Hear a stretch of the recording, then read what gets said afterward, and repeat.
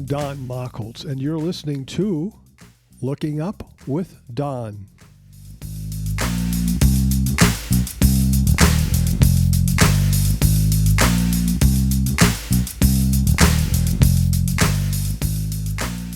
This is the Looking Up with Don podcast, episode number 74, for the week of June 2nd, 2021. The related website for this podcast is donmockholtz.com. That is spelled DONMACHHOLZ.com, 2 H's. What's up in the sky this week?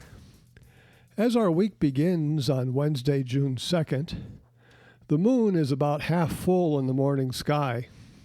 Over the next week, the moon will decrease in brightness and size, and by the end of the week, Tuesday, June 8th, the moon will be a slim and thin crescent in the morning sky. New moon and an annular solar eclipse are on Thursday, June 10th at 10:52 Universal Time. Those living in the southern hemisphere are favored for seeing the thin lunar crescent just before new moon on June 10th. The northern hemisphere is favored for picking up the thin lunar crescent in the evening sky in the night or two after new moon on June 10th. On Thursday, June 10th, we have an annular solar eclipse, where the moon passes in front of the sun, but the moon is not large enough to completely cover the sun. At the right time and at the right place, you may see the moon appearing inside the sun with a ring of sun around the dark moon. It is unsafe to view such an eclipse without a filter or using the pinhole projection method. The path of totality for this eclipse, where it will be annular and the moon will be somewhere inside the sun, not necessarily centered, involves eastern Canada, western Greenland, the North Pole, and northeastern Russia. A much wider area will see a partial eclipse where the moon takes at least a small bite out of the sun. Northern Europe and most of northern Asia will see a partial eclipse, and the northeastern United States sunrise may look a bit odd with a crescent or partially obscured sun rising in the east. Residents of Minnesota and North Dakota will not see the annular phase because that will be done by time the sun rises, but the eclipsed sun will be below the horizon in the hour before sunrise, which might make for an unusual pre-dawn twilight. Those in central, southern, and western United States will see nothing. The eclipse will be over by sunrise on Thursday, June 10th. Those in South America, Australia, Africa, Southern Europe, and Southern Asia will also see nothing. But for those in the Western Hemisphere eclipse region, prepare for this next Wednesday, June 9th before going to bed and get up early to see an unusual sunrise. This is a good week for observing not only the deep sky objects but the planets. Mercury and Venus and distant Mars are in the evening sky. Saturn rises around midnight. This is followed by Jupiter an hour later and Neptune an hour after that. Finally, the planet Uranus rises shortly before astronomical twilight. This is a good week to get out and see all the major planets in one night. Will you be able to see the International Space Station this week, which for our purposes begins Wednesday, June 2nd through Tuesday, June 8th? This week we have 6 zones. All you need to know is your latitude. North of 50 degrees north, the ISS will not be in your sky this week. In fact, you won't see it for the whole month of June. Between 20 and 50 degrees north, the ISS will be in your evening sky for at least part of the week. Those in the northern part of this zone, between about 35 through 50 degrees, will have it in your evening sky for only the first few days of this week. From 5 to 20 degrees north, the International Space Station will be in your evening sky for the second part of the week. From 30 degrees south to 5 degrees north, the ISS will not be visible at all this week. From 40 to 30 degrees south, we're talking Australia, much of Africa, and parts of South America, no ISS this week. From 55 to 40 degrees south, the ISS will be in your morning sky all week, sometimes twice per night. To determine where it will be in your sky, not only the International Space Station, but numerous satellites, go to the website heavens-above.com and enter your location, then click on ISS. A periodic comet is now visible in our morning sky, slowly heading south and passing between Jupiter and Saturn this week. It rises shortly after midnight and is at about magnitude 11.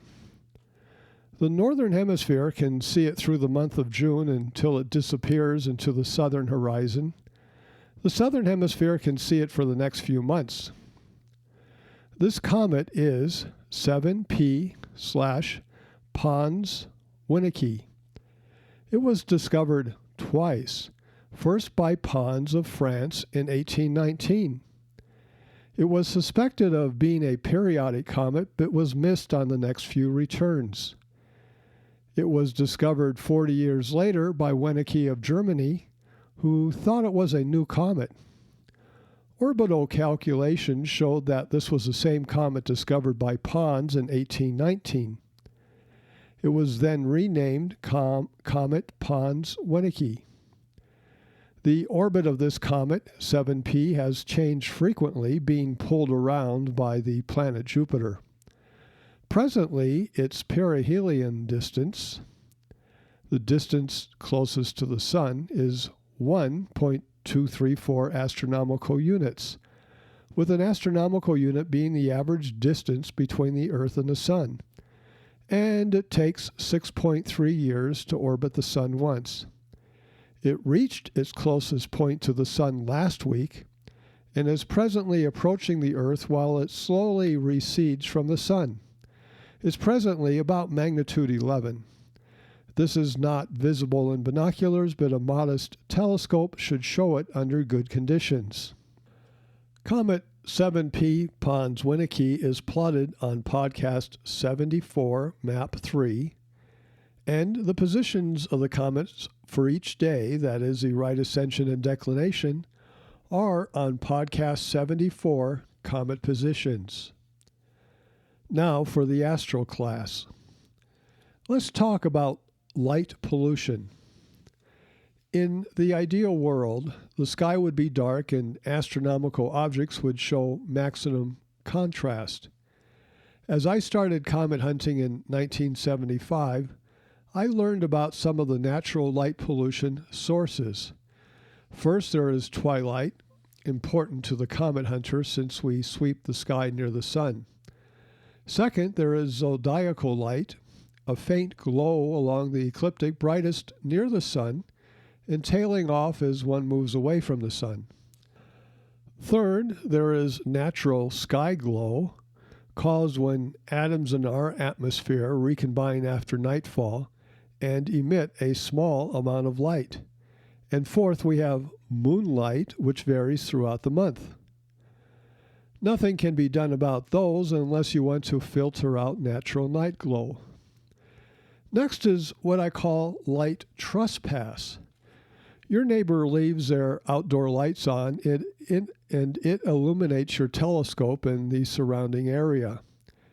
Or you hold a public star party at the shopping center parking lot and your telescope is parked under a bright light. Sure, your guests can see you and your telescope and they understand what's going on, but none of you can get dark adapted and you have difficulty seeing anything in the telescope. One night in Colfax, California, for one of the Christmas events, I set up my telescope under a streetlight and had trouble even seeing Jupiter through the telescope. Less severe is the neighbor a half a mile away at an otherwise dark site who runs their porch light all night long. This can be irritating, but there are a couple of solutions. Place something between you and the light, or move your telescope to the other side of your house or garage or whatever it takes to block the light. Or invite your neighbor over for an evening of astronomy, and halfway through point out their porch light and how much better it would be if they would turn it off or put it on a light sensor which would turn it on only when motion is detected, then turns it off after a minute. My backyard in Concord, California, had a street light in front of our house in my southeast and one in the court behind my house in my western sky. By picking up and moving my telescope, I could usually find a place where I did not have the light shining directly on me in my telescope. Years later, in Colfax, California, for my roll-off roof observatory, I had portable sheets of plywood I could move around to block the light and wind. A different and new type of light pollution is caused by artificial satellites. Since 1957, satellites have been orbiting the Earth, and visually they have not caused much of a problem. However, astrophotographers and those who image the night sky, taking time exposures through all types of telescopes and lenses, even wide-field lenses, find that the streaks left by a satellite across the image to be an annoyance. With the recent addition of satellite constellations, large numbers of small satellites covering the sky, this annoyance has sometimes turned into something more serious.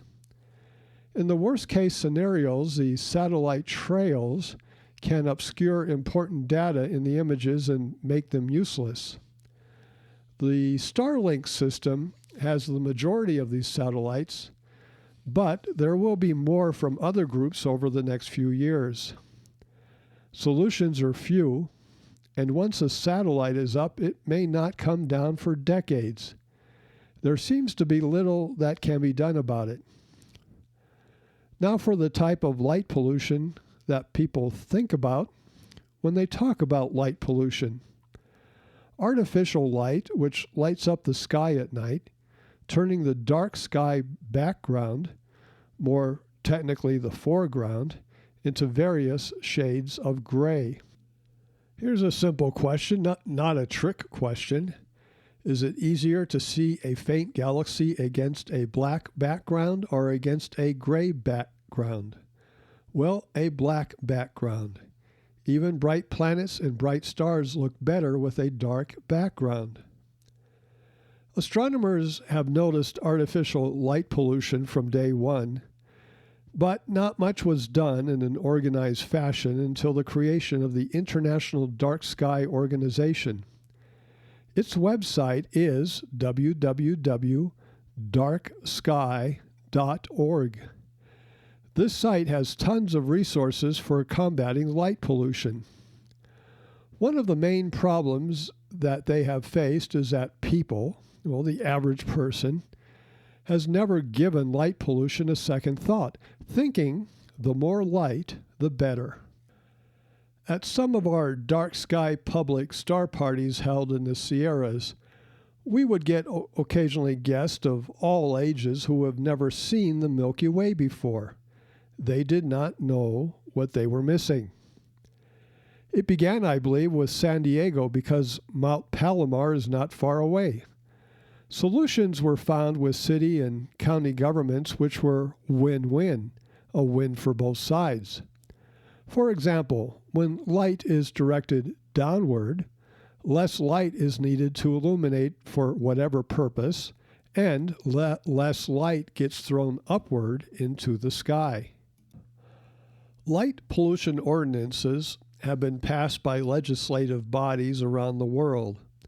Cities, counties, and states have adopted a few simple rules to prohibit the expansion of light pollution. We lived in San Jose until 1990.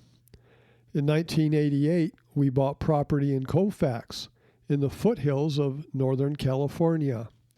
Small town, fewer than 1,000 population. Our property was just outside of town, and 2 years later we built a house there, moved in, and lived there for almost 30 years.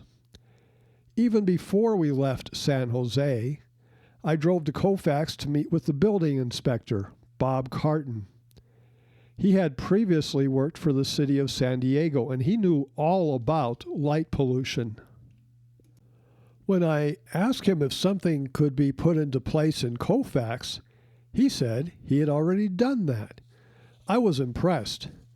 The lighting restrictions prevented lights from shining upward, required full cutoff shielding on light fixtures to prevent light from going upward and outward, and allowed only the amount of light necessary for any particular purpose. For years, that worked well. Shortly after the year 2000, someone who owned permits to build 10 billboards along the freeway, about a half a mile from my house, filed a lawsuit against the city, saying their sign ordinance was too restrictive and did not allow proper advertising of businesses. The city council folded and settled with an agreement that one half, that is, 5 billboards, could be built along the freeway. And the lights on those billboards point upward. I later talked to the sign company, and at that time they said it would cost about $2,000 per sign to put the lights on the top pointed downward. I did not have the money, so the lights still point upward to the sky to this day. You can see them along Interstate 80 on the east side of the freeway in Colfax, California. Those billboards lit up my northwest sky. By the way, some of us appeared before the city council after the billboards were placed to try to get things changed. The city was sympathetic but could do nothing about it. My eastern and northern sky was still dark, and that's where I did most of my comet hunting. They do make light pollution filters designed to cut out the artificial light and allow a greater percentage of nighttime skylight. High contrast filters do that too. Many amateur astronomers flee the bright lights for dark skies for their astronomy endeavors. Commuting astronomers. I remember when I began comet hunting with a 4.25 inch or 10.5 centimeter reflector, and after 10 months I had assembled a 10 inch 25 centimeter reflector for comet hunting. I went from an instrument of a focal ratio f5 to f3.8. I was disappointed to see that I could not see extended objects as well with the larger scope as I did with the smaller scope. Well, it was the focal ratio. I was gathering more light with the larger scope, but also gathering more of the light-polluted sky, reducing contrast. Only when I packed my telescope in the car and drove a few miles out of town where it was darker did I begin to pick up fainter objects. In the early 1980s, I came to realize that about half of all comet hunters were commuting to dark sites. Despite what your light pollution conditions are, don't give up. Try observing and see what you can see. Imaging with a CCD or CMOS can often penetrate the light-polluted skies and bring in some fine images. Often many images are stacked on top of each other to increase contrast and reduce noise. Planetary observing and double star and variable star work can often be done under light-polluted skies. Or you can try what I did. Living in San Jose in the mid-1980s, I wondered if I could ever do some comet hunting from home. I usually commuted 40 minutes to Loma Prieta and the Santa Cruz Mountains. But what could I do from light-polluted San Jose? I set up my 10-inch, 25-centimeter f/3.8 reflector on a transit mount that I had constructed. It would sweep overhead along the central meridian north and south, with an adjustment screw to vary it a bit in right ascension in case I needed to track an object for a few minutes. I then used a Bortle lens to double the focal ratio of the telescope, and then I put a blanket over my head to keep out stray light in addition to an eye patch. The result? I picked up galaxies of 12th magnitude easily, which is very faint, but I always had to stay at least 90 degrees from the sun because I was sweeping overhead. How do we measure light pollution? A very popular scale is the Bortle Scale, developed by comet observer and variable star observer John Bortle. There are 9 levels, from 1, which is very dark, to 9, which is inner city and very light polluted. Colfax, California, where I used to live, was about a 4, and I did discover 8 comets from that location. The area I live in now is a 3. It would be a 2, but the lights from the copper mine in Baghdad, 22 miles to my south-southeast, produce a light dome which bumps me up a notch. One common way to measure light pollution is go out and see what you can see, or better yet, send hundreds of people out to see what they can see. The problem with this is that people vary in how well they can see in the dark. The most accurate way is to use a light meter. They sell some designated for measuring low light levels in the night sky. Once again, the International Dark Sky Organization, the website is www.darksky.org. It's a great group for resources, and you can join them and help curb light pollution. Next week, I will discuss star charts and how to use them. To recap the podcast, what's up this coming week? Find all of the planets. Observe the light pollution around you. And if you are in the right part of the world, see an eclipse. Maybe Santa will give the elves a day off. You have been listening to Looking Up with Don, podcast episode number 74 for June 2nd, 2021. I'm Don Mockles. Once again, the related website for this podcast is donmockles.com. That is spelled DonMachholz.com, 2 H's. You can contact me at dontheastronomer@gmail.com. Once again, that's dontheastronomer@gmail.com. God willing and pod willing, I'll be back next week for another episode of Looking Up with Don. We will learn how to use star charts to find our way around the sky, all that and more. Thank you for listening. See the sky this week. I'll see you next week.